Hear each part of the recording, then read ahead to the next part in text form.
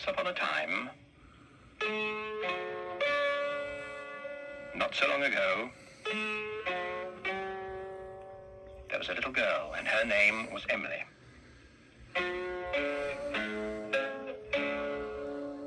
And she had a shop. There it is. It was rather an unusual shop because it didn't sell anything. You see, everything in that shop window was a thing that somebody had once lost, and Emily had found, and brought home to Bagpuss. Emily's cat, Bagpuss. The most important, the most beautiful, the most magical, saggy old cloth cat in the whole wide world.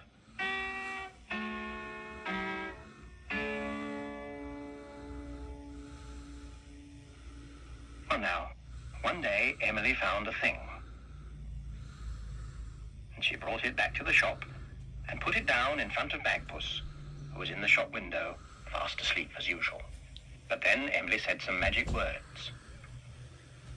Bagpuss, dear Bagpuss, old fat furry catpuss, wake up and look at this thing that I bring.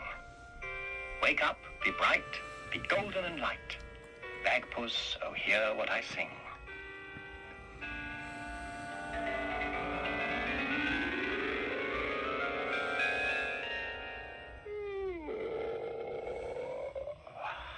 And Bagpuss was wide awake. And when Bagpuss wakes up, all his friends wake up too. The mice on the mouse organ woke up and stretched.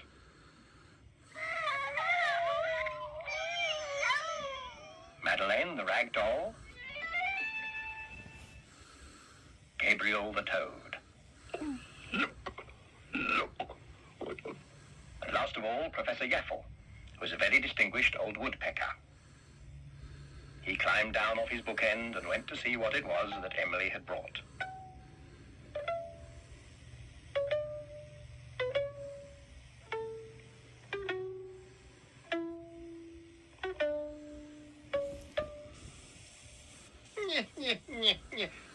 That is a very dirty, very old piece of rag. I don't know why Miss Emily brought it here. It is much too old and dirty for us to see what it is. If it is anything.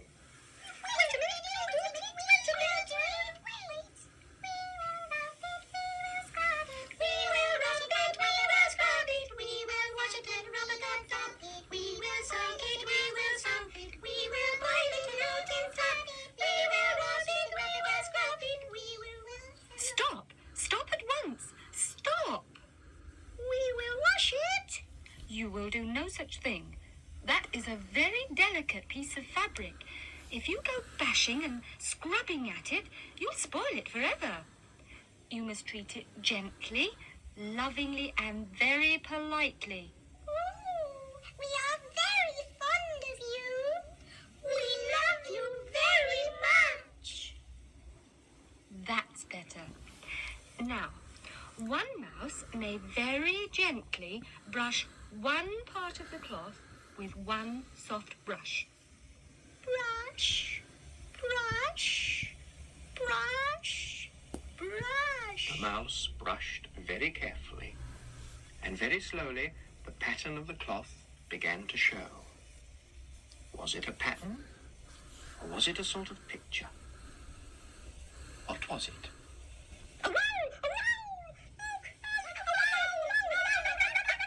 What happened? The mice saw something that frightened them. What was it? That is a picture of an owl. That's all it is. A picture of an owl, and those foolish mice ran away from it. That is a very old picture of an owl. It has ancient Greek writing on it. Athe, which means Athens. That is the obol, the owl of Athens. There, you ignorant mice. If you remember that, you will really know something. The owls of Athens.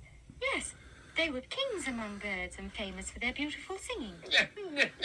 No stuff and nonsense. Owls don't sing. They make a sort of hooting noise, you know. To-wit-to, or words to that effect. Maybe you're right. But I know a very ancient story about the owls of Athens. It may not be true, but it is very, very old. Well, tell it to us then. At night, in the groves of olive trees that grew on the mountainsides above the city of Athens in ancient Greece, the owls of Athens would gather together and sing lovely songs in the moonlight. Think of it, Bagpuss. It was a beautiful sight. Think of it, Bagpuss, please. So Bagpuss thought.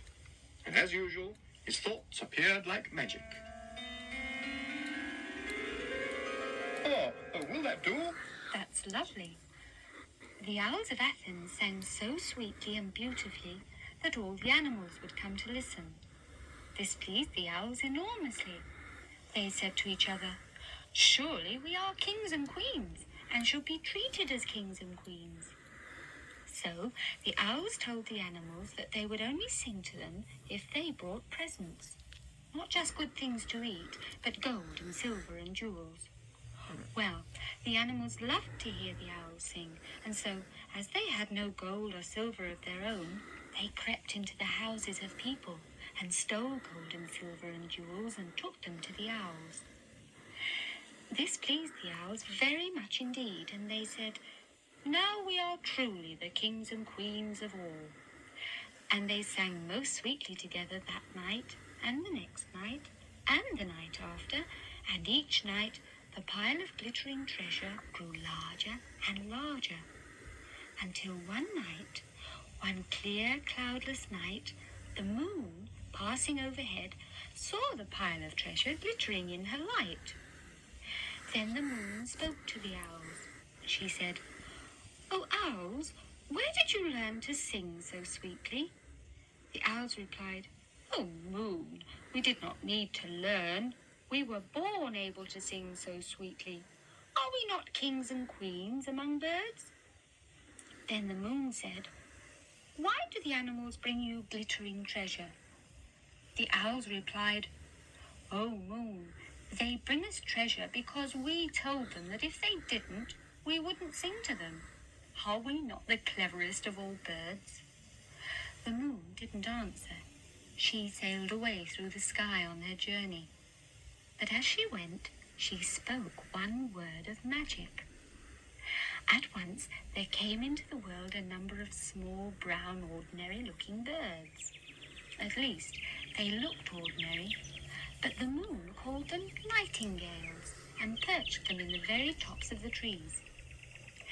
The next night, the owls sang together as usual, but no animals came to hear them.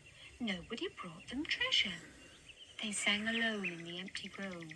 An owl said, "Why has nobody come to hear us sing?" Another owl said, "Listen."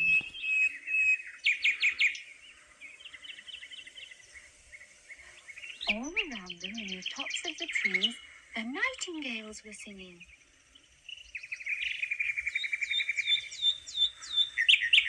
As they listened, the owls knew that the singing of nightingales was far sweeter than the singing of owls, and they knew that nobody would ever come to hear them again, or bring them gold and silver and jewels. The owls were angry. They were furious. Who could have played such a trick on them? Who? Who? Who? They saw the moon smiling. You moon, they hooted. You moon, you are who? You. That is the sort of song for owls to sing, laughed the moon, and that shall be their song. And so, from that day to this, that has been the song of the owls. Yes, quite right and proper. Those owls were proud and mean. I think it was a sad story. Poor owls. Look at this, everybody. You can see all the story in the pattern. I wonder what it is. I know what that is. That is a cushion cover. It was the cover of a cushion for a king. The cover of a cushion for a king? That's right. He must have been a very small king. It was very small and very bony and cold too in places. I know, the bony king of nowhere. That's right. Come on, mice. There's a roll of music somewhere. Heave! Heave! Heave! The marvelous Mickey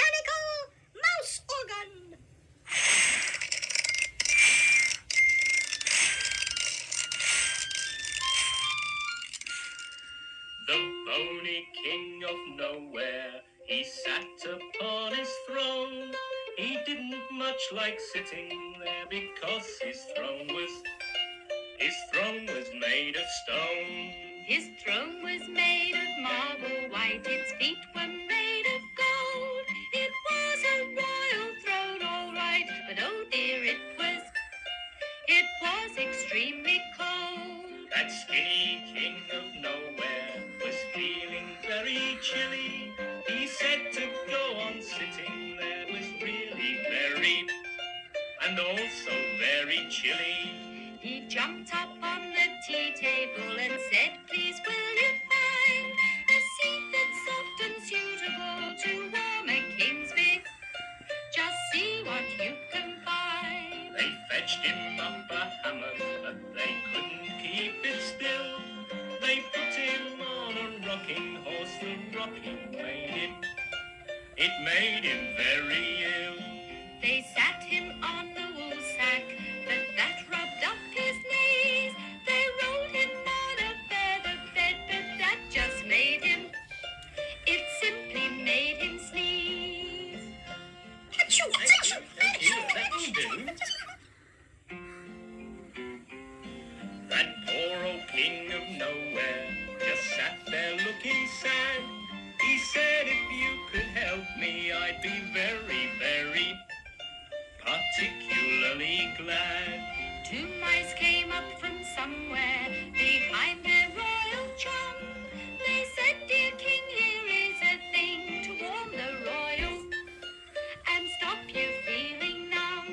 The thing, it was a cushion bright of silk and gold brocade, so square and soft and small and light and very neatly of silk and gold brocade. Now the happy king of nowhere is smiling on his throne.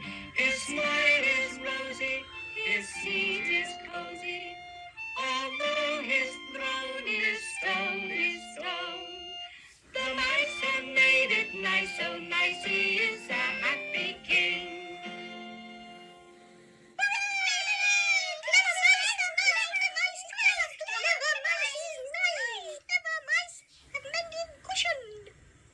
And so they have a look. While they were singing, the mice had mended the cushion and stuffed it and edged it with gold braid until it was clean and bright and soft and certainly fit for a king. So Bagpuss placed the cushion neatly in the front of the window and left it there, so that if the person it really belonged to should happen to come past, they would see it and come into the shop to collect it. And so their work was done.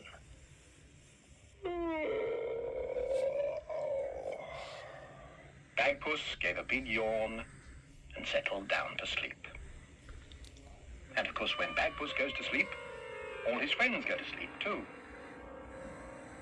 The mice were ornaments on the mouse organ. Gabriel and Madeleine were just dolls.